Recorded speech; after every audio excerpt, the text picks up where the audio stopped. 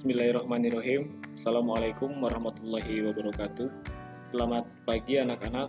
Bertemu lagi dengan Bapak dalam pembelajaran daring prakarya kelas 7 di semester genap kali ini. Untuk pertemuan awal, kali ini kita akan membahas mengenai kerajinan limbah lunak. Kalian bisa lihat materinya ada di buku paket ataupun di referensi bahan ajar yang ada di LKS ataupun yang lainnya. Baik, kita mulai saja. Ini dia. Pertama kita bahas tentang pengertian tentang bagaimana membuat sebuah karya dari limbah bahan lunak. Kita harus tahu dulu apa yang disebut dengan limbah. Limbah itu sisa. Limbah adalah buangan yang dihasilkan dari suatu proses produksi yang baik industri maupun domestik, dalam artian dari rumah tangga. Sementara kalau limbah lunak berarti limbah yang terdiri atas kandungan bahan lentur dan mudah dibentuk atau diolah secara sederhana. Misalnya ada limbah plastik, limbah kain perca, limbah kertas, dan lain sebagainya. Nah, nanti kita akan coba membuat hasil karya atau kerajinan yang berbahan dasar berupa limbah lunak. Selanjutnya jenis-jenis limbah itu sendiri.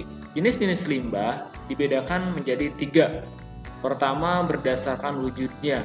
Berdasarkan wujudnya ada yang pertama limbah cair, seperti sisa hasil mencuci ataupun limbah hasil buangan dari pabrik, itu bentuknya berubah limbah cair.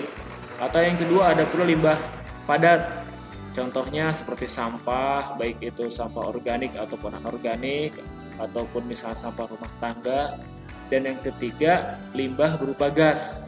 Apa misalnya ada gas beracun ataupun misalnya H2S dan sebagainya. Kemudian yang kedua jenis limbah berdasarkan sumbernya.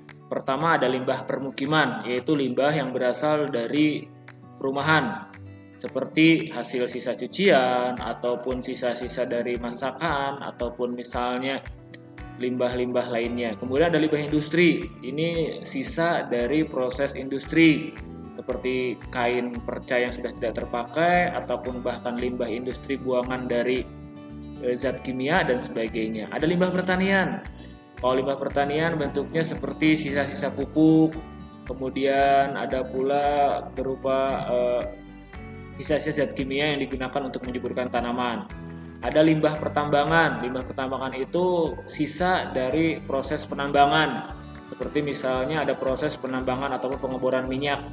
Tanahnya digali, kemudian muncul lubang-lubang ataupun gua-gua yang sudah tidak terpakai yang dapat menimbulkan yang namanya tanah longsor ataupun amblas dan sebagainya. Ada pula di sini bentuknya limbah pariwisata. Kalau limbah pariwisata, limbah yang berasal dari sarana transportasi biasanya, seperti asap kendaraan ataupun misalnya muncul pula ada tumpahan-tumpahan minyak dan sebagainya. Dan yang terakhir ada limbah medis. Limbah medis limbah yang berasal dari kegiatan kesehatan atau rumah sakit, seperti sisa jarum suntik misalnya ataupun infus dan sebagainya. Kemudian yang ketiga, jenis limbah berdasarkan senyawanya. Ada limbah organik dan juga limbah anorganik. Mudahnya, kalau limbah organik itu limbah yang dapat dengan mudah terurai.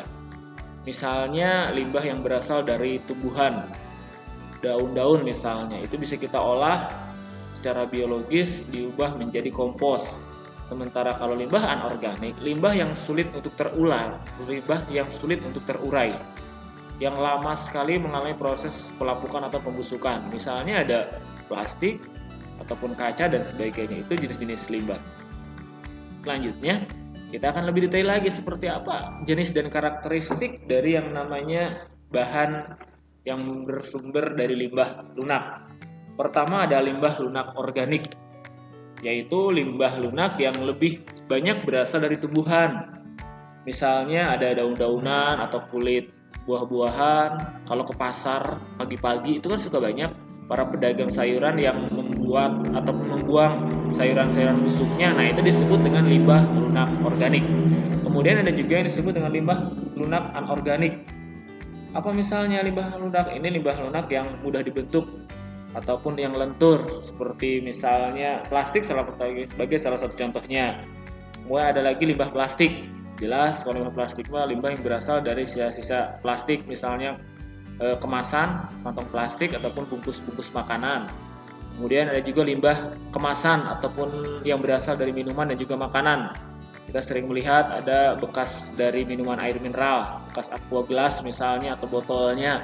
Itu merupakan contoh limbah lunak yang berasal dari kemasan minuman atau makanan. Dan yang terakhir ada limbah kain perca. Limbah kain perca itu limbah yang berasal dari potongan-potongan kain yang tidak terpakai dari konveksi dari pabrik pakaian, yang nanti bisa dibuat, bisa diolah untuk membuat satu bentuk kerajinan. Nah, itu mungkin sepintas tentang yang namanya limbah lunak. Nanti setelah pembelajaran ini ke depan kita akan coba kembali praktek membuat sebuah hasil karya ataupun bentuk benda yang berasal dari limbah bahan lunak. Itu saja, terima kasih.